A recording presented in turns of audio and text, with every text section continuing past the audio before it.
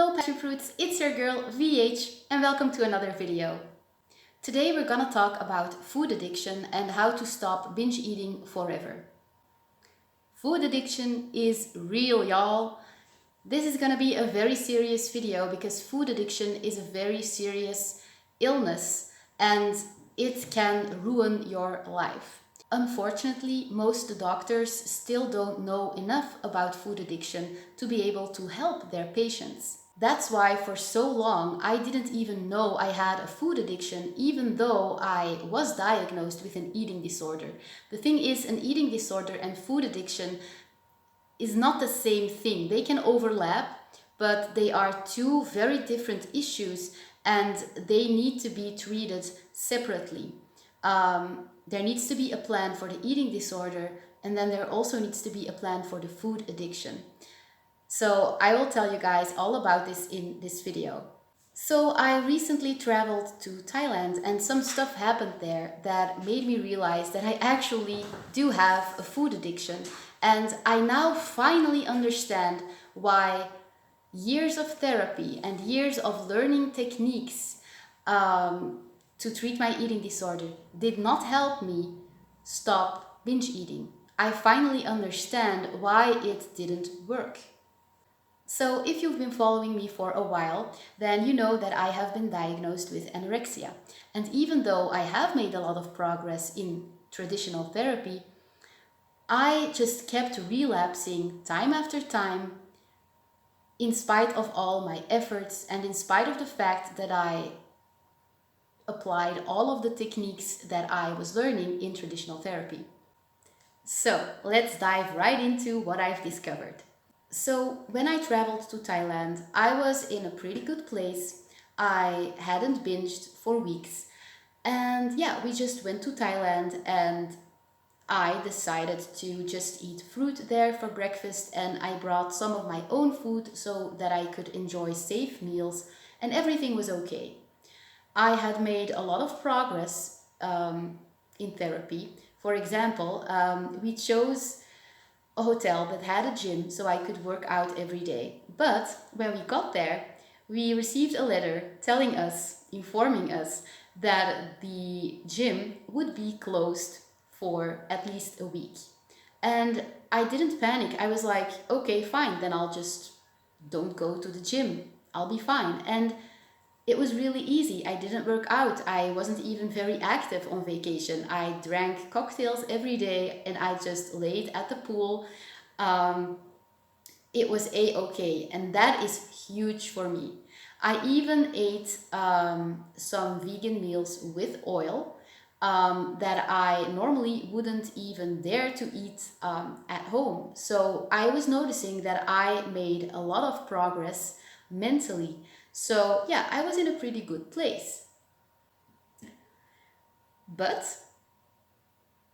in the second half of our vacation, my childish curiosity got the best of me. And I was like, well, I'm only gonna be in Thailand once because I don't know when I'm gonna be able to be back. This is a really special experience and maybe I do wanna try the Thai kitchen. And I got a bit emotional about it, and yeah, I was like, I just wanna eat some duck with this delicious sauce. I had seen a lady order it and it looked really delicious. And I thought, even though it wasn't vegan, I thought that it was a good thing that I wanted to try that because I was like, well, I don't like the fact that I'm gonna feel fuller than usual and that I might gain some weight because I'm going to indulge in this. But on the other hand, I feel way more relaxed than I used to in the past, and I'm okay with a little bit of weight gain. And because I am recovering from anorexia, I was like, wow, that's huge. That's a thumbs up for me. Well done, great job, you know? So I looked at it from a very positive perspective. I was like, I'm actually making even more progress than I already was. So I ate the piece of duck with the delicious sauce and French fries because I'm not a big fan of rice, to be honest. And you know, I did eat more than I would if I would just eat until I was satisfied. But I was like, that's normal too. Normal people do this too on vacation. They indulge. It's okay. And I didn't feel good physically after the meal because I normally don't eat that much. And even though it wasn't a binge, it was a bit too much for me. I also drank some beer, some Thai beer. I really enjoyed it, but afterwards I felt really full and just not as good as when I would eat a vegan meal and just stick with my normal portion size. But I was like, it's okay. I'm just enjoying the Thai kitchen, and one of the consequences is that I don't feel as good physically as I would normally, but it's just an experience. It doesn't have to be negative or positive. It's just an experience, just like any other experience. So I thought I was doing a really good job in recovery. But the days after that, I wanted the duck again. And I was like, well, it's still normal. It was really good, and you can't eat this in Belgium. It's not the same thing. So I'm just enjoying my vacation. And my boyfriend thought the same thing. But then when we got back in Belgium, I started binging again. And that's when I knew, oh my God, what I did in Thailand was not me making progress. It was a relapse, a beginning relapse. And what I noticed was that when I don't eat vegan, when I eat certain foods that are really greasy and satisfying and salty, and that aren't whole plant-based foods, I cannot stop eating. I can stop eating sometimes when I have the discipline, but in the back of my mind, I will still want to have more, which is not a nice feeling, even if you're not really in excruciating emotional pain, even then it's not fun to have those thoughts and feelings in the back of your mind. So I came back to Belgium. I had a binging spree that lasted 3 days. I felt horrible, and I decided to look up addiction and what to do when you're triggered and relapse on YouTube. And what I found just blew my mind. I now finally understand why every time I got to a very low body weight and I was finally satisfied with my body and my weight, I now finally understand why each time that happened and I started incorporating normal non-anorexic foods like pasta and a healthier version of chips, which were vegan by the way, I now understand why after a while it always led to a relapse.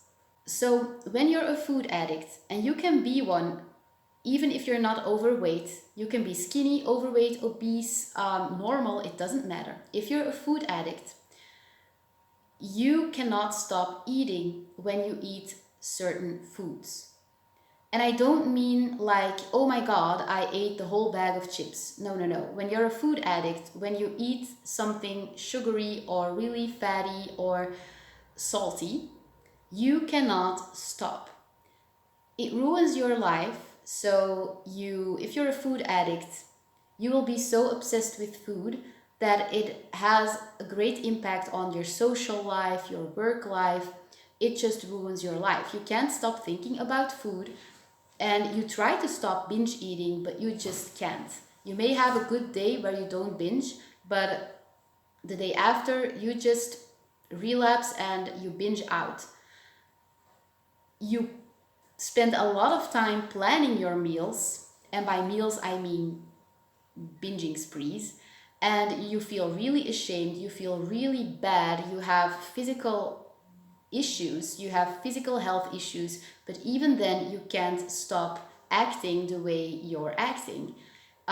You really can't help yourself. It's like an alcoholic. When he has 1 drop of alcohol, he has to keep drinking, And every food addict is different. Some people can't even have fruit because it's just too sweet and it will trigger their sugar addiction. So it's different for everyone, but food addiction is real and it's very serious and it is ruining lives all over the world. A lot of people suffer from this, but they don't even know it because not a lot of people know about this. And it's a very difficult issue because you need food to survive. So, what I realize now is that every time I was at a low body weight and I finally started to have confidence and trust in my own body and my metabolism, I thought I was doing a good job when I was incorporating fear foods into my diet, like pasta, white bread, chips, stuff that I would normally not eat when I was in the anorexic mindset. The thing is, sooner or later, it always led to a relapse. And even when I wasn't binging and I was controlling my portion intake, I would eat a small bag of chips and I would still be wanting more afterwards. And I could control myself then, but still I noticed that I started wanting this little bag of healthier chips every single day, when actually that's not the lifestyle I wanted to lead. I wanted to be able to indulge in certain foods from time to time, but I didn't want to eat candy or chips every day, not even if it was vegan, because I know that it's not healthy. It's not because something is vegan that it's healthy. Oreo cookies are vegan, but they're not healthy. You can still get diabetes from them. So I did a lot of research and I found out that there are a lot of food addicts and that there is actually a plan for such people. And most food addicts follow an abstinent food plan. The theory behind it is that just like an alcoholic or a heroin junkie, a drugs addict, you need to abstain from food. Now, of course, this is a very difficult issue because you need to eat to survive. So what does an abstinent food plan mean? It means that a food addict can never ever eat his or her binging foods again. So they need to abstain from every food that triggers them to binge. For most food addicts, this means no processed food. No bread, no flour, no cookies, no chips, no junk food, no burgers, no French fries. They need to make their meals as boring as possible. Now, everyone's different and different things work for different people. So, for example, some food addicts cannot eat fruit ever because it's too sweet and it triggers their sugar addiction. Other food addicts can't eat peanut butter because it's too fatty and there's something with the peanut butter that triggers them and they will just eat the whole jar. I, for example, because I have been experimenting with the vegan lifestyle for years now, I know that I can eat banana ice cream for breakfast. It's healthy and it's really delicious. So I can eat delicious foods until a certain level. I can eat vegan banana ice cream and I can eat vegan buckwheat waffles with chocolate sauce. Most food addicts cannot eat chocolate sauce. It will just trigger them and send them into a full-blown relapse. So I just want to say that everyone is different. Mind you, the buckwheat waffles are vegan and they are not made with any flour. It's just buckwheat, the whole grain that I sprout. So I soak it, then I sprout it, and then I blend it and it becomes a dough, but it's actually not a dough. And I just put 2 bananas in there, some vanilla extract, and cinnamon. I don't put real sugar in it, and then I bake it in my waffle iron. So mind you, this is very important. It aren't real waffles, but they do taste like real waffles. So some food addicts, or even a lot of food addicts, might not be able to eat such a meal, but I've noticed that I can. What I can't eat are chips, or any vegan candy or cookies. It's just too addicting. Vegan chocolate, no. Like everything that's considered candy or cookies, I can't eat. Pasta, I can't eat either. I will want to keep eating. I'll eat 4 plates, and if I have the discipline to stop after 1 plate, I will be thinking about the next meal all day long. So yeah, that's food addiction. So what has helped a lot of food addicts is an abstinent food plan. This means that they have to plan all of their meals in advance, and they have to stick to that plan to the letter. Even if they don't feel like eating that lunch that day, they have to eat that. They also weigh all of their food. They weigh their vegetables, their grains, their meat, everything. And they have to stick to that. Of course, they can't have any foods that trigger them, so they eat whole foods. Some food addicts go vegan, some of them don't. It doesn't really matter as long as they eat whole foods. And the meals can be delicious, but some food addicts are suffering so much, their food addiction is so severe that some of them go to extreme measures. There's this man, I don't recall his name, but he's pretty famous in America, and he did a potato diet. He was so addicted to food that for a whole year he just ate plain potatoes, baked or cooked. He didn't eat anything else because his addiction was so severe that if he would eat anything else, he would be just gone. He would be sent into a full-blown relapse, and he just couldn't help himself. So some people have to take extreme measures, others not so much. It really depends from person to person. And there is an organization called Brightline Eating, and I think it was founded by Chef AJ. She also suffered from anorexia and food addiction. And Brightline Eating is an organization that helps people with food addiction, and they follow an abstinent food plan.